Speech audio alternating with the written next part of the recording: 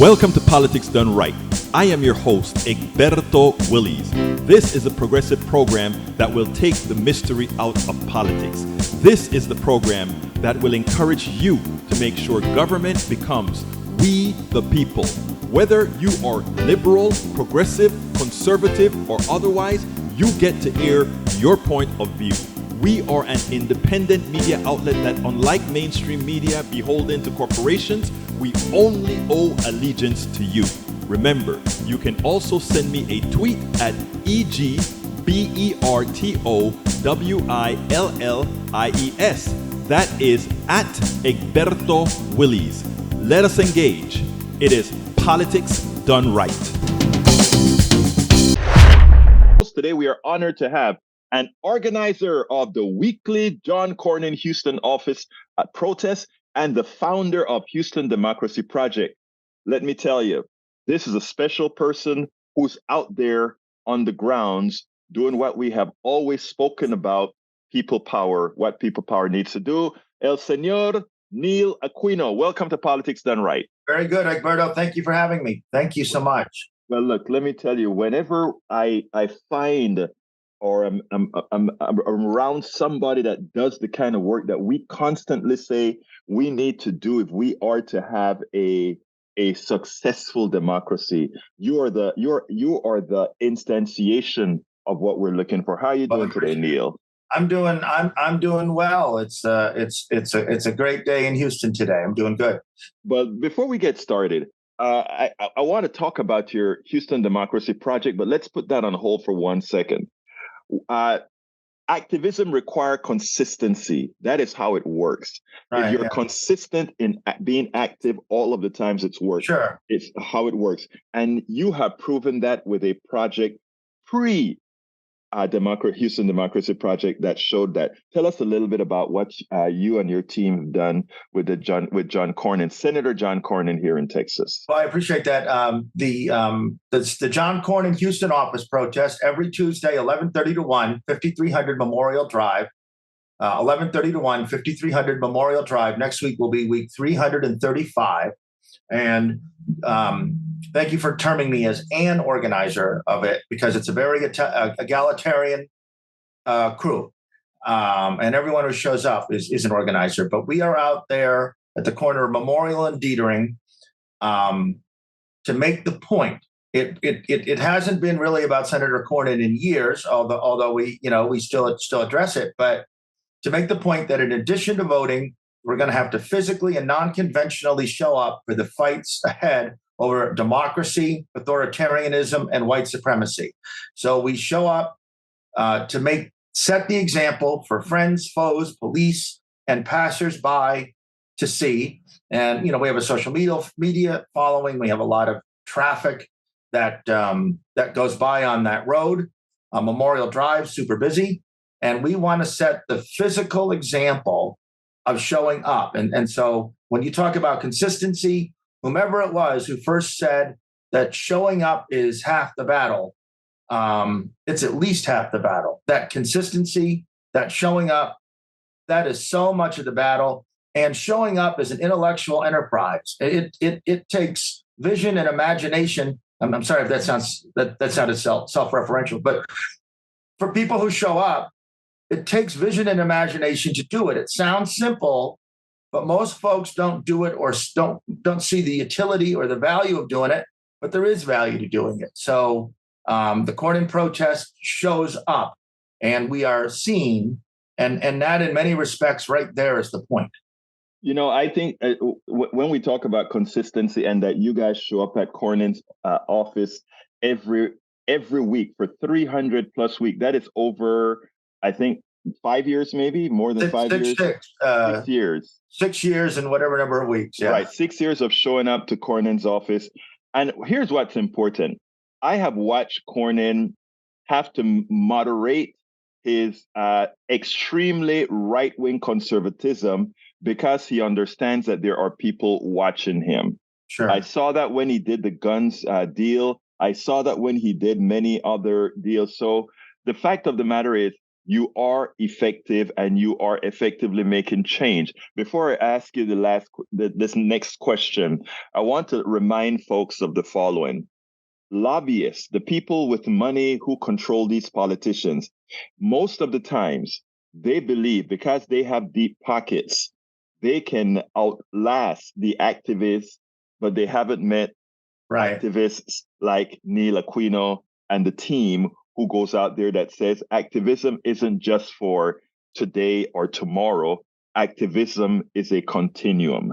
And that is what I think you guys have proven. So tell me a little bit more about how were you able with these other people to be consistent for 6 years? People get bored, people get sick, people get in all kinds of forms. But you guys maintained this to let Cornyn know that there is somebody watching you all of the times. Well, there's been a few things. So we've been over 6 years, and we still get new people.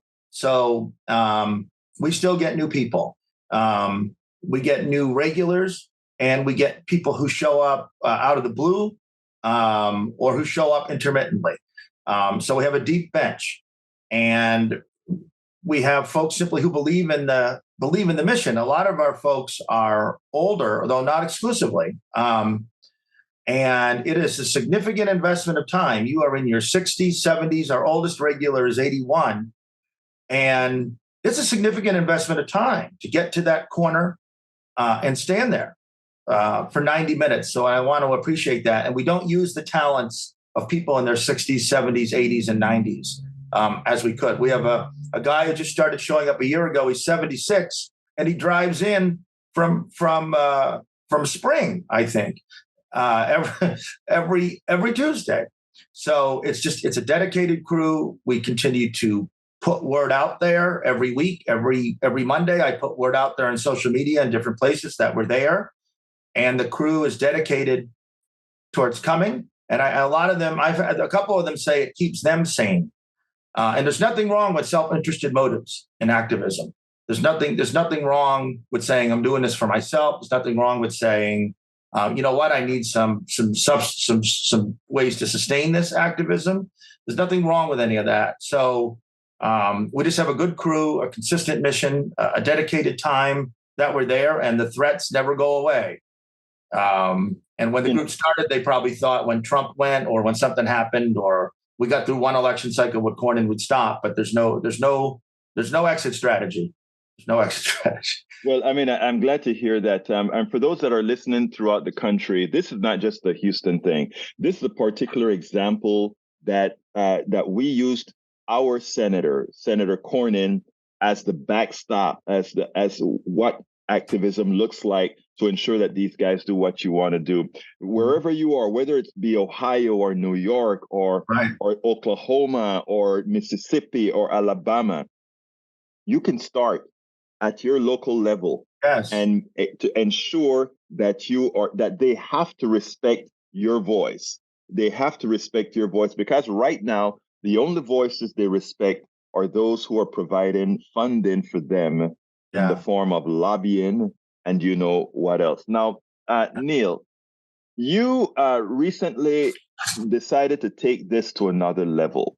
Mm-hmm. And I couldn't be more happy about that. I remember personally, and this isn't a personal issue, when I decided to take politics from just being a hobby to going ahead and say I had to create an organized manner to make a difference.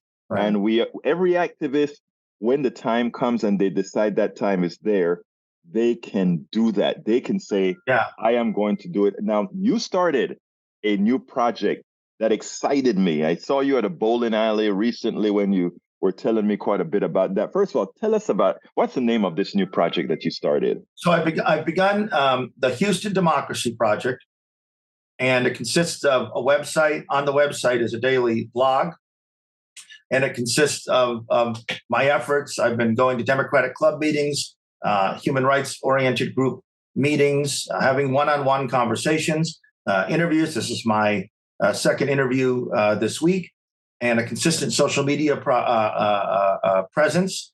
And I want to change the culture of how Houston municipal races are run, mayor, controller, city council, Houston Community College Board. I want them all, the incumbents and the challengers. And this is mainly focused on Democrats. I may address the Republicans, but I can't. The problem is the Republicans. So I want to make democracy an issue. I want on their campaign websites, campaign materials, we need to talk about law enforcement unions. There's no public safety when law enforcement unions support election deniers. When Abbott and Patrick say we should undo Harris County elections, or when Mealier and these folks who are still in court trying to undo the 2022 elections, that's an opportunity for the law enforcement unions to say, that's a bridge too far. We're not doing that. So if you're a Democrat and you're taking the law enforcement endorsement union, I'm talking about the union. I'm not talking about the police. I'm talking about the union, that you need to ask them, when will you stop election denial? When will you stop supporting election deniers? And isn't the top public safety issue democracy? I want to reframe democracy as a public safety issue in addition to the other things. I want our candidates to talk about increasing turnout. You cannot have a democracy. You cannot keep us politically or physically safe in an environment of low turnout, special interest funded, law enforcement union driven politics. It isn't working. It's not keeping us safe. And at some point, probably already, it's collaboration with an authoritarian Republican Party. I want to empower rank and file folks, Democrats, democracy advocates. I want to empower us, because if we don't act, no one's going to. No one's going to. And I want to be ready for a mass democracy movement. And I want to just posit the idea that, these folks these folks that we're fighting are serious. They are authoritarian. They are white supremacist. They are cruel. And we too often on our side of the aisle treat these elections as nonpartisan, or we're going to discuss some policy. And if only we could get along. There's a mayoral candidate, Gilbert Garcia, not a bad man, but he's talking on his platform about getting along better with the Republicans in Austin. And I'm not getting along better with my abuser. I'm fighting my abuser. And so I want us to see the stakes in these elections. I want to put a corollary to what you said, because I think that is where Garcia likely failed when he said, I want to get more pleasant with those folks in Austin. Those aren't the Republicans you want to get pleasant with. Right. You want to get pleasant with your neighbor. If they happen to be a Republican, just maybe being pleasant with them, you can work with them to have your vote be in their interest and not against the interests of both of you. So I just wanted to make that corollary as my statement. It is always the evil politicians that activists ought to be against, because they're the ones who have brainwashed many of those who actually vote for them. So, we go to the head. Go ahead. It seems like you want to say something. Right. So let me give you an example of that. We have an at-large councilman in Houston named Mike Knox. Now, there should be no Republican at-large council people in Houston. It's a Democratic city. There should be some district Republicans. Right. There should be no. Okay. So Councilman Knox recently testified at some of Senator Betancourt's hearings about some of these democracy-killing bills. And now Councilman Knox is running in the Republican primary for sheriff, Harris County in 2024. So first of all, it was a failure that Councilman Knox was ever elected. He's not consistent with the views of Houston. And then secondly, when he went and spoke to those hearings, where were our Democrats whom we elected to city council, or anyone, saying in the open hearing, saying in the press release, saying in the press conference, what are you doing, Councilman Knox? You're taking away our democracy. You're collaborating with Paul Betancourt, and this get along, go along attitude is not keeping us physically safe. I want to expand on that. I want to expand on that because it's important what you just said, dear Neil. That they just getting along. I thought I was very disappointed in our last legislative session completely. Right. I understand clearly that Democrats and progressives are in the distinct minority. I understand that. Right. In the legislature. In the legislature. Yeah. That does not say that you cannot engage the public for the present and for the next time, to allow before these bills are passed, to let these particular authoritarian Republicans know that there will be a consequence, and show them there's going to be a consequence by showing the mass of people that are coming out to support what they know you don't have you can't vote to avoid right now. Right. What happened in the legislature? What happened with the Democrats in the legislature, who should have engaged the public in as much as they didn't have the vote? They had the popular support of the people. So there's an article this week in Texas Monthly, and you can access it beyond the paywall. You can get to it. Right. By an interview with a state representative, John Bryant of Dallas, a Democrat who'd been in the legislature 30 or 40 years ago, went to Congress, and is now back in the legislature. And he did an interview with Texas Monthly criticizing his colleagues in a respectful way, saying that they weren't fighting. And I remember at the beginning of the legislative session, if you follow these people on social media, and I do it a little bit, so you don't have to, they'll get a committee assignment, and they'll be like, "Thank you, Mr. Speaker." I'm blanking on the speaker's name at the moment, but thank you, Mr. Speaker, and for some committee assignment, for some scraps. And that, in an ideal situation, the bipartisan cooperation would work. I'm old enough to remember in the 70s and 80s where you had a Republican president, you would have a Democratic. But we also remember the example. I remember when George Bush was elected president, how the Democrats went easy on him. Well, I'm going beyond. We're getting scraps, and we're facing an authoritarian threat. So they're coming after our democracy, book banning, no action on climate change, bans on public health measures, taking away our right to vote. And they have colonized us. Houston and Harris County are colonies. They're seeking to overturn our elections. They're seizing our resources. They've seized our schools. In Houston, I remember a few years ago when they made us sell our water, made Mayor Turner sell our city water at rates that we didn't want to sell it at. They treat our populations as criminals. If you listen to them, you think Harris County and Houston are just overrun with criminals and the racial implications of that. And they think that we're not competent to administer ourselves.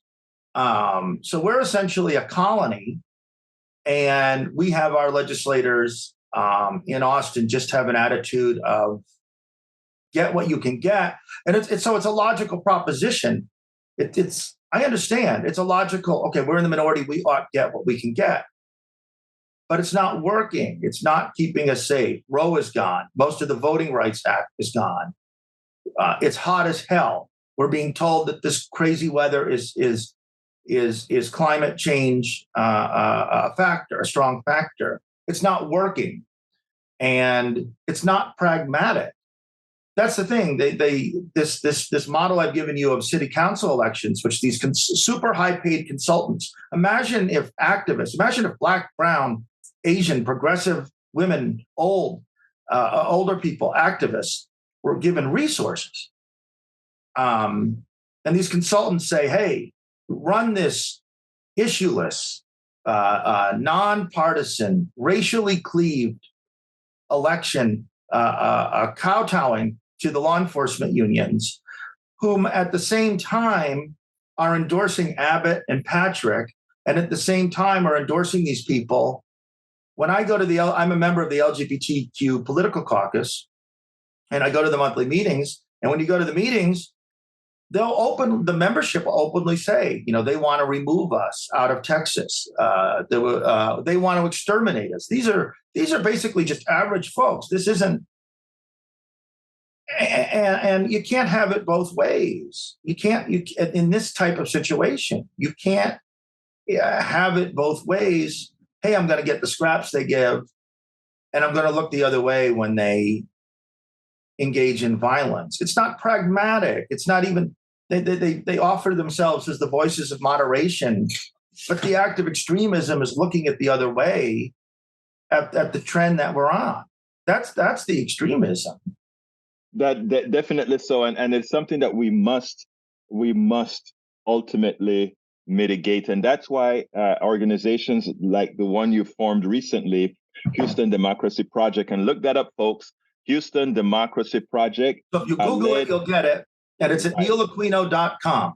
It's at neilaquino.com, and if you Google Houston Democracy Project, you'll get it. Let me spell that out. Is it NEILAQUINO.com? Yeah. Check it out. The website. I mean, that's the only way we are as a democracy will continue to exist. We need thousands of Neil Aquinos out there in every municipality in this country, because again, it's not going to happen from the top. Why not? Because the top is funded by groups that are really funded by the plutocracy. Notice how the plutocracy works. They don't fund directly. They fund other groups through mechanisms that hide who they really are, and then that get permeated down. And that is why here at KPFT, here at Politics Done Right, here at Houston Democracy Project, we always say one thing: if you don't support these different projects, right, what happens is, again, the people with deep pockets always win. So you want to have a strong community radio station. You want to have strong independent bloggers, strong independent media hosts out there, because those are the only ones who make a difference in our society. Right.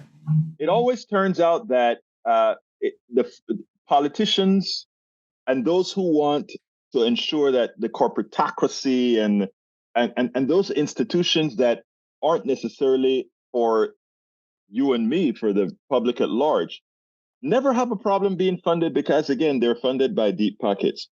Right. Why is it that small organizations in this country that are the ones that are really doing good, educating people, making sure their work, have to fight so hard to get funded? Right. So small individuals and also individual activists. You just got to ask, and you have to change the public's perception. We think that by donating money to the candidate, we're keeping us safe. You know, when Beto spends, I don't know, $70 million on digital ads, and where did that money go? Where does all the money go? So I think that individual activists need to, which is frequently my focus, need to just ask. And folks who, when you say thank you, if I had a buck for every time I've been told thank you for all you do, I'd have $200. Thank you for all you do. It is funny because that is true. This work, and self-serving here, this is hard work. I work 16 hours a day, most of the time 7 days a week, and bring in minimal income from a few articles, a few books, a few ads, etc. But the bulk of our money really needs to come from supporters. That is the only way we can do it. That is how the politicians get above us. The supporters. If we could get a lot of supporters that give small dollar contributions to small institutions that are on the ground, that are out there, I think we'd make a better democracy. What do you think? We'd make a better democracy. We would be respectful of the time and effort of the people who do this, and we would have our own resources to fight for ourselves, because there's beyond the plutocracy, beyond the lobbying groups, there are many nonprofits, and there may be good people in them, but if they frequently are very tied to elected officials, and it's frustrating. I want to interrupt there, because when you talk about nonprofits, that is one of the things that gives me the most ire many times when I see somebody. Let's look at the Red Cross. That the CEO of the Red Cross at one time was making $500,000 a year, as you're asking many people who just want to do good, and they barely have a meal to put on their table, but they say, I need to give this $5 or I need to give this $10 for something good. I tell you what, I've had people who've offered contributions to, what we do here at Politics Done Right. And I've said, I remember this particular woman who, I think she was in her 70s or 80s, and she loved what we were doing. And she said, I am on a fixed income, but I like your work. I'm sending you $10. And I immediately said, no, I don't want you funding me. I want you sharing my stuff. I don't want you funding me. I want that 40 and 50-year-old, that 20-year-old, that 25-year-old who goes to Starbucks and spends $20 and to say, well, maybe this week I'm going to give $5 of that $20 to Houston Democracy Project. I'm going to give $5 of that $10 to Politics Done Right to help us be able to maintain what we have here. So, I mean, it's a double-edged sword, Neil, and I wish for all the good work that we have a lot of independent journalists, independent activists, not associated with a nonprofit structure that many times operate like a corporation, for more people to see the value in supporting institutions. I mean, not institutions, but projects like what you have, what we're doing, and what we are suggesting to many others that they do. Right. Let me tell you, you are far better off giving money to Egberto or myself than giving money to a lot of our local candidates. They'll be fine. They'll be fine. And often many of our local Democratic council and municipal candidates are indistinguishable from one another. If yours doesn't make it, don't worry. Someone just like them will. And there really are not. It's not increasingly to me is although I remain progressive. Increasingly, it's not. Also, it's not an ideological battle because we're just fighting for survival. Right. And I think that's part of. I don't think people. I think people on some level know it, but don't want to face up to it. You can't blame them because it's depressing. But we're fighting for basically our survival of our freedoms. In Houston, we've lost our Houston Independent School, quote unquote independent. It's occupied now. Mm-hmm. So what was 60 years ago, a Jim Crow city, we've lost our school board. We no longer have elected school board representatives, and the state controls the resources. Last night they announced 600 layoffs. And it's even immaterial whether someone thinks those layoffs are justified. I don't, but it's immaterial. There's no one to call. There's no accountability. The school system is run by Greg Abbott. Massive policy decisions in the most diverse city in America are being made by a school board run by an authoritarian white supremacist. And we are just 60 years past Jim Crow. And there's no reason to be confident that kind of violent disenfranchisement, and I mean violent in the literal physical sense of it, there's no reason to believe that literal violent disenfranchisement can't come back. And you should evaluate the silence of your elected representatives. And they may go to a press conference. Maybe. Do they consistently show up? No. Do they organize? No. Do they sit and collaborate with the same people who enacted these policies? Yes. Do they get a decent return from that participation? I don't see it. It's sad, but again, Neil, one of the reasons I wanted you here is not only to discuss your democracy project, but for us to highlight that in order for us to continue doing this kind of work, funding is essential, support is essential from not the corporate structure or from other nonprofits, but directly from the people, because it's the people we serve and it's the people we own. It's only the people we owe our allegiance to. Neil, tell us a little bit more about the Houston Democracy Project. In other words, what would you have liked me to ask you about this project that I didn't? And what would you like our audience to know before we close us out? Well, for one thing, there's a daily blog, so there's updated material to come back again and again. And within the week, I'm writing a letter. I've mostly got it written to each of the Democrats running for council, mayor, controller, and Houston Community Council Board, saying basically, what will you do? Will you stand up for democracy? Will you use your resources to develop Black, brown, Asian, progressive talent? And we can't forget the ideological component, because there is an ideological component in our coalitions. Will you pledge? We keep hearing it's about democracy, so will you pledge in 2024 to assist the Harris County Democratic ticket? And I'm not saying that supporting the Harris County Democratic ticket in 2024 is the panacea, but we keep hearing it's democracy.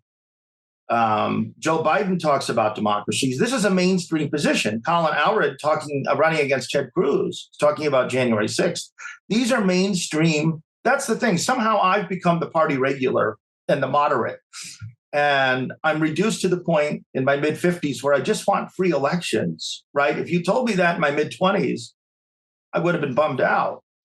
So I'm like, hey, will you just act like a normal functioning participant? Will you help the 2024 ticket? Will you speak to the police union when it singles out our Democratic judges,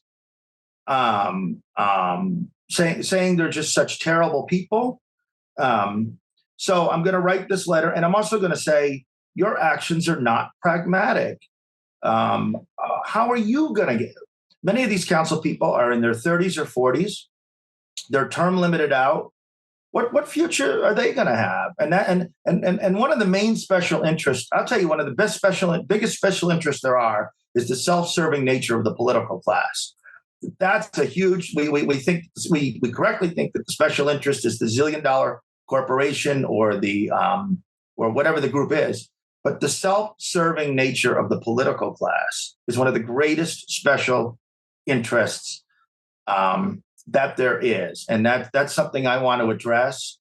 And I think if you're a rank and file person, I think you have good reason to wonder if these council people and office holders who are so invested in these systems will take a personal or political or career risk for you. My guess is they will not. Neil Aquino, owner and founder of Houston Democracy Project. Thank you so kindly for having been on Politics Done Right. You're kind to have me, and thanks everyone for watching, and hope you participate, please. Thank you. Tim Scott would have you believe that anybody in America who complains about racism or all the other isms that hold back people, not necessarily on an individual basis, but in a more systemic manner, that somehow that is just a progressive or democratic imagination. I want you to listen to what he had to say when he decided to run as a Republican candidate, and then we'll take it on the other side. And for those of you who wonder if it's possible for a broken kid in a broken home to rise beyond their circumstances, the answer is yes. And for those of you who wonder if America is a racist country, take a look at how people come together. All of God's people come together. It was only possible because my grandfather had a stubborn faith. Faith in God, faith in himself, and faith in what America would be. He looked beyond the pain of his present, and he saw the promise of his future. But my grandfather said to me, son, you can be bitter or you can be better, but you can't be both. You see, he chose patriotism over pity. He focused on the windshield of his life and not on the rearview mirror. If you just believe in God, work hard, and forget about all the inequities in society, all the drawbacks that you have to fulfill to catch up. If you forget about all of that, things will just be fine. But you know what? Obama responded. Obama thinks differently. I'm not being cynical about Tim Scott individually.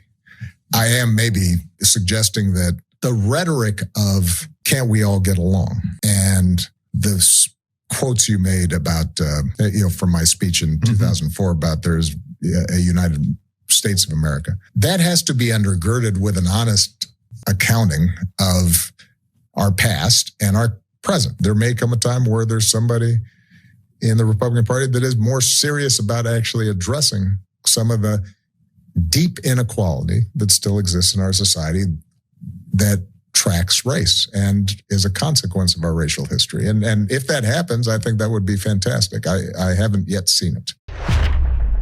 Now, what is important for us to realize is that folks like Tim Scott, in other words, a Black person pretty much given permission for the status quo. So because he's made it, to forget all of those who systemically cannot make it, or that poor person in Appalachia who is going and working very hard. He's going into the coal mines and he's happy to have that great job in the coal mine. And he gives that rich overlord a pass because I work very hard and he pays me. He pays me for my work. And if I work hard enough, I just may be, you just may be nothing. It is systemic.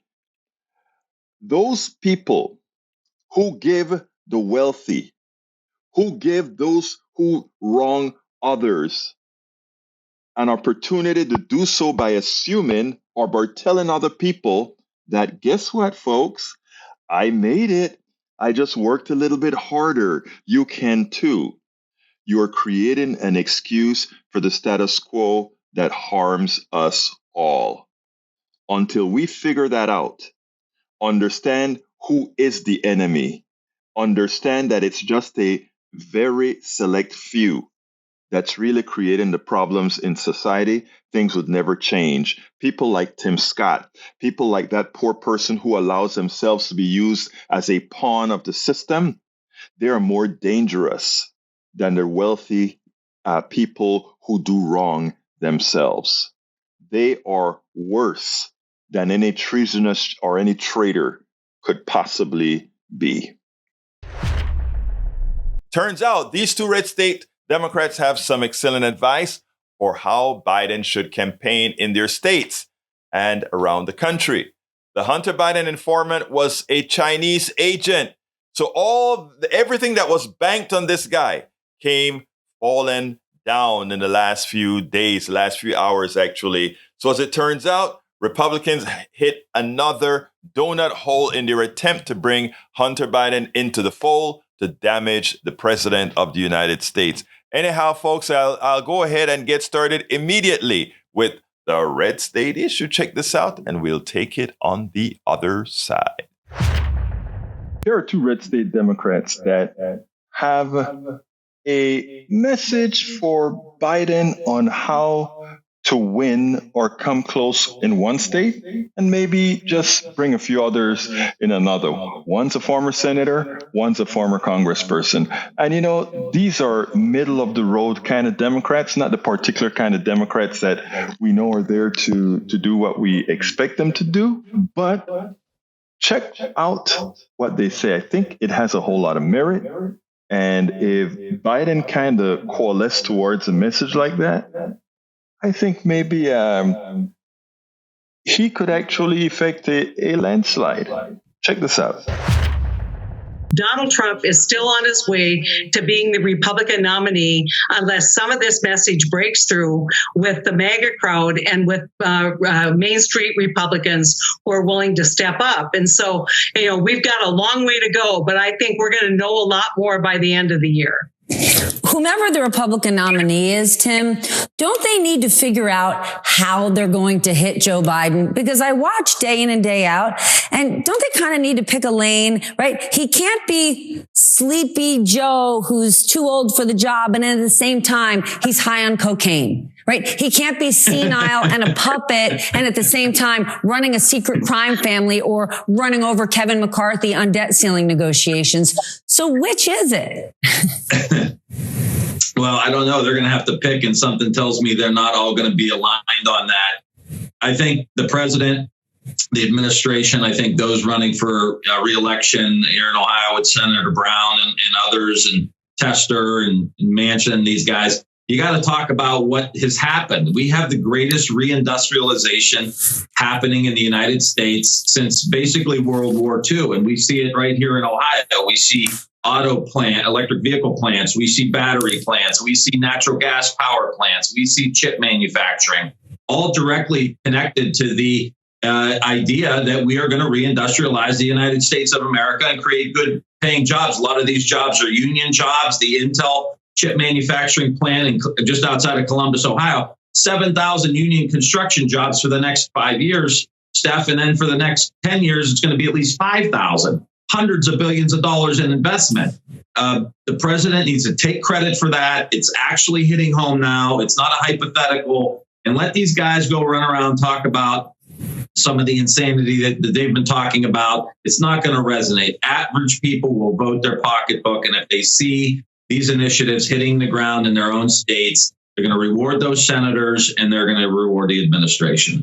Are they seeing it? Heidi, take us to North Dakota, right? Tim just laid out a whole bunch of huge achievements that this administration can boast about. But do voters know that? How do people in North Dakota feel? What are they saying about President Biden? I think that they're concerned and they're conservative. And so they aren't naturally going to support a Democratic candidate. And so he has a big lift to try and get beyond the D label and get to people to listen to what he's done and what he's accomplished. And it's interesting because even the governor who is running for president, who talks about how destructive Biden has been, he's been more than willing to pursue those inflation reduction dollars for clean energy that were only delivered by the Democratic Party. And so when you look at where the state like North Dakota is probably not a good example. The one thing I would add to what Tim just said is, look, we used to run away from the culture wars. We used to say, okay, we want to talk about the economy because we think the economy is always better under Democrats and we do a better job. We have a better argument. Now, all of a sudden, with the Dobbs decision and with a number of the other kind of demographic changes and more acceptance of gay and lesbian rights, you're seeing a change in how Democrats are talking about culture as well. And so I think that these two factors are both weighing in favor of the Democratic Party. But we have to acknowledge that Joe Biden has record low approval ratings, and those approval ratings have to get back up if he's going to win re-election. Tim, what are voters in Ohio saying about President Biden? You just walked through a ton of great achievements he's had right there in your state. Yeah, I would say that he's not getting, and I think Democrats are not getting the kudos because, you got to have the campaign. And I think it's got to be an energetic campaign. I think most people, honestly, Steph, would like two new people to be the nominees for the two parties. I mean, I just think people are ready. You just walked me through all of those extraordinary achievements, right? We laughed at President Trump's 15 different infrastructure weeks. President Biden got an infrastructure bill turned into law in a bipartisan way. Look, I voted for it. I supported it. I pushed that most of my career. So, it is what it is. I think it's going to happen the way it's going to happen. So it's going to probably be Trump Biden again, if I had to guess. And I think there's a lot of significant initiatives that he pushed that are actually doing in the American heartland in Michigan, Ohio, Pennsylvania, Wisconsin, these key states that we need to win, going down into Georgia. Those states are benefiting significantly from the infrastructure bill the Inflation Reduction Act, the rescue packages, all the local government funds that these local governments are passing out now for key projects that haven't gotten done for 30 or 40 years. Here's the only thing I would say. This has got to be a robust and vigorous campaign. It needs to be on the ground. It needs to be energetic. It can't be the Rose Garden strategy. And we're gonna cut ribbons. It's got to. People want to get excited about what the future of America is going to look like, and the president is very well positioned to articulate that. And he's got the initiatives behind him. Oh, I said earlier you could affect a landslide, and I could just see the giggles all over. The truth of the matter, I think, if the fever happens to break around the time of the election, if people start to realize that what the Republican Party has been preaching over the last several decades is just bunk again. We had a president that talked about infrastructure week, but Biden gets it. We had a president that talked about helping the poor, giving them the kinds of subsidies they need for getting ahead, a hand up. Trump never really did it per se. Just maybe it may click. And if it clicks at just the right time, as Tim Ryan says, though, he needs to go out there and vigorously campaign. And I think that'll do the magic. Absolutely. So that'll do the magic. Okay, folks, the next subject that we want to cover is, well, you know that story, Hunter Biden, that everybody in the MAGA crowd thought that's going to be the Biden killer. Well. We have some news for you. Check this out, and then we'll take it on the other side. Oops. It turns out that guy that had all this information about Hunter Biden, he is a Chinese agent. Earlier today on one of my shows, we had somebody who kept on saying, there are people out there talking about Hunter Biden and they have solid information and they're going to find them. Well, it turns out that solid information that they had came from a guy who was working for the Chinese government, and he was completely discredited. And earlier today, we had another congressman, a former Republican congressman, who came out and stated that there are forensic to prove that all that information that's been spoken about on Hunter Biden's laptop was nothing more than bunk. But check this out, and then we'll take it on the other side. Republicans, right? They were going on and on for quite some time about Hunter Biden's whistleblower, this whistleblower who is going to just tell us all the horrible things he had been up to. That whistleblower has just been indicted by the Department of Justice for what? For being an unregistered foreign agent. Yeah. I want to share with you what House Oversight Chair James Comer said to Newsmax this weekend about this very person, this very important whistleblower.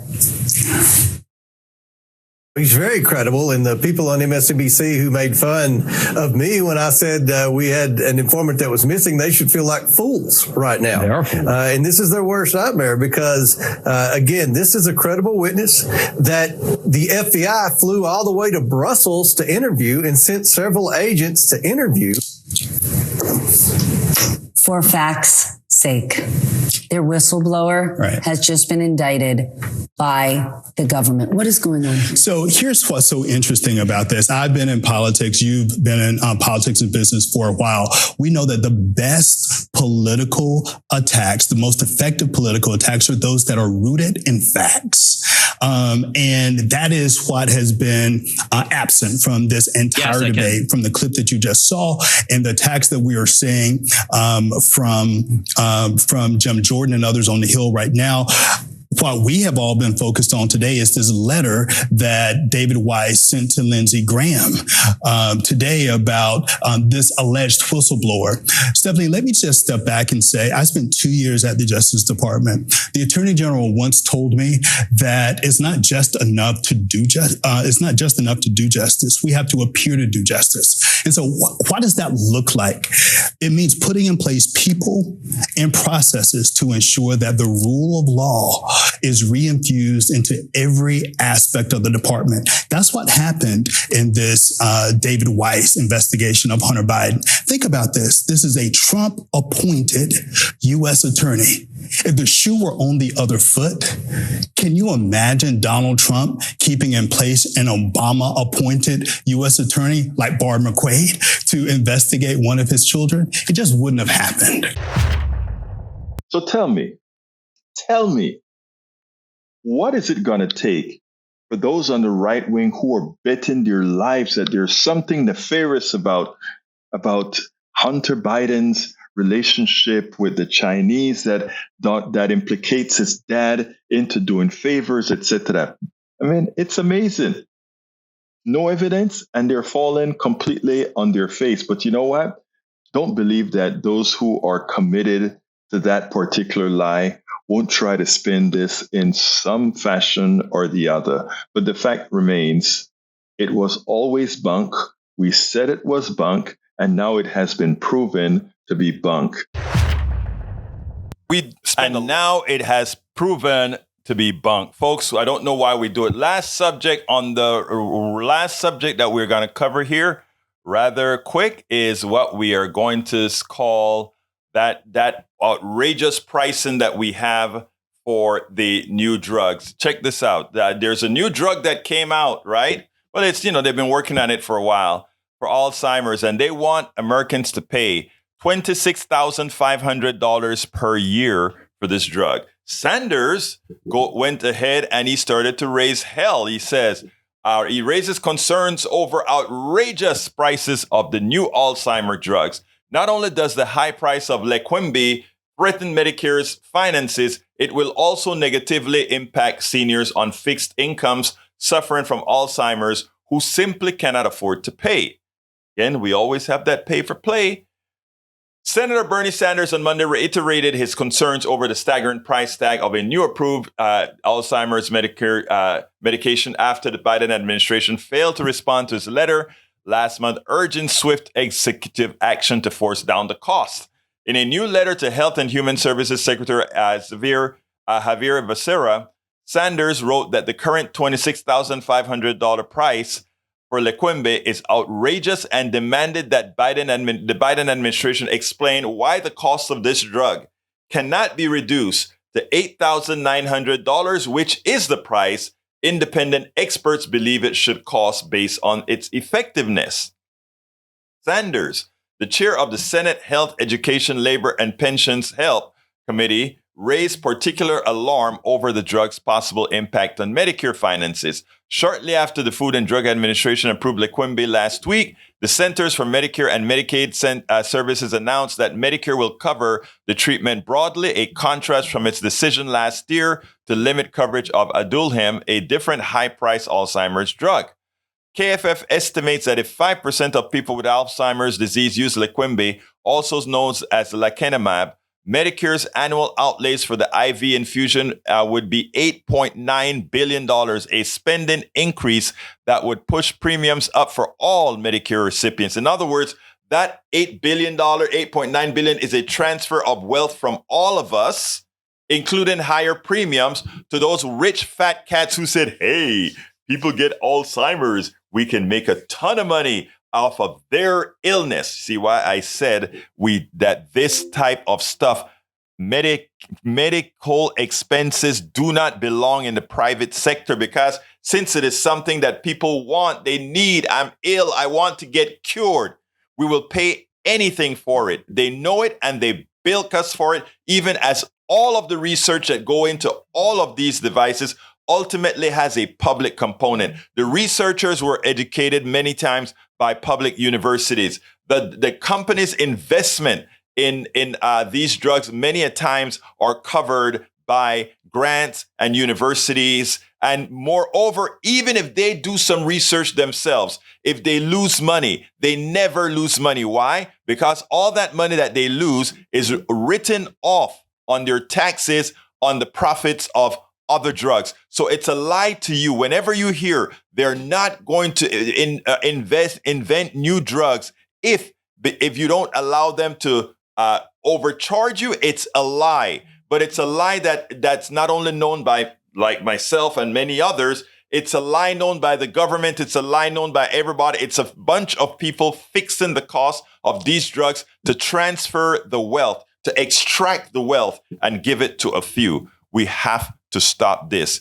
We have to stop this. As Sanders wrote, not only does the high price of Leqembi threaten Medicare finances, it will also negatively impact seniors on fixed incomes suffering from Alzheimer's who simply cannot afford to pay the 20% copay of more than $5,000 a year for this drug. With a median income of about $30,000 a year for seniors on Medicare, the purchase of this drug would amount to over 1/6 of their income. Just that one drug, not their entire healthcare bill, just that one drug. That is unacceptable, the senator continued. A prescription drug is not effective if a patient who needs that drug cannot afford it. Worse, it's not like that drug is so effective that it deserves the price. You know, the drug industry is the only people that charge you for lack of performance. In other words, they have a drug that may help somebody live 30 days more, 60 days more on the aggregate. And they feel for that, they are willing to charge the arm and a leg.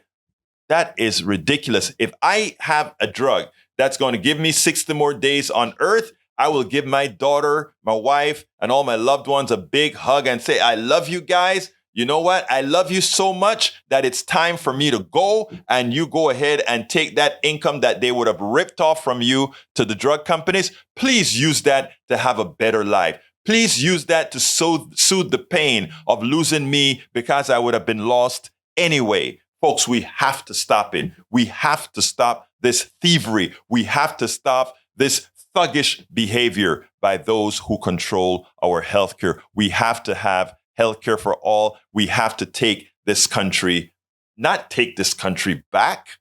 We have to take this country away from those who have used us nothing more than slaves, indentured servants, and antiseptic slaves. We have to do better. We can do better. We must elect progressives who actually think about humanity before they think about anything else. My name is Egberto Willies. This is Politics Done Right. And you guys know how I end this baby. I am what?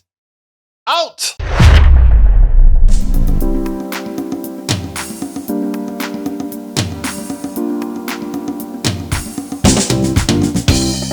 Welcome to Politics Done Right. I am your host, Egberto Willies. This is a progressive program that will take the mystery out of politics. This is the program that will encourage you to make sure government becomes we the people. Whether you are liberal, progressive, conservative, or otherwise, you get to air your point of view. We are an independent media outlet that, unlike mainstream media beholden to corporations, we only owe allegiance to you. Remember, you can also send me a tweet at EGBERTOWILLIES. That is at Egberto Willies. Let us engage. It is Politics Done Right.